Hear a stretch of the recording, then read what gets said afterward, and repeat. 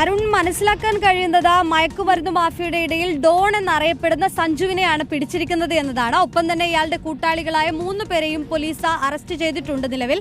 കഴിഞ്ഞ ദിവസമാണ് ഇവർ, അതായത് ഇന്നലെ രാത്രിയാണ് ഇവർ മസ്കറ്റിൽ നിന്നും തിരുവനന്തപുരം എയർപോർട്ടിലേക്ക് എത്തുന്നത്. ഇവർക്ക് നേരത്തെ തന്നെ, അതായത് ഡാൻസർ സംഘത്തിനെ സംബന്ധിച്ചിടത്തോളം നേരത്തെ തന്നെ ഇവരെക്കുറിച്ച് സംശയമുണ്ടായിരുന്നു.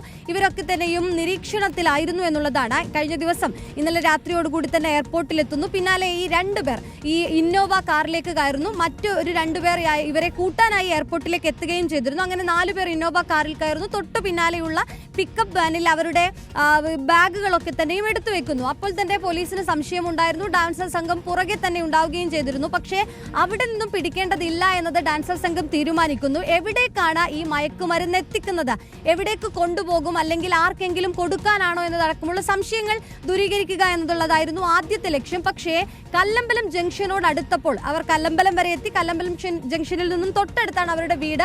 കല്ലമ്പലം ജംഗ്ഷനിൽ എത്തിയപ്പോഴാണ് പോലീസും ഡാൻസർ സംഘവും ഇനി ഏതായാലും വീട്ടിലേക്ക് തന്നെ ആയിരിക്കാം പോവുക എന്ന് കരുതിക്കൊണ്ട് ഇവരെ പിടികൂടുന്നതും വളഞ്ഞിട്ട് പിടികൂടുന്നതും ഇത് പരിശോധനയ്ക്ക് വിധേയമാക്കുന്നതും.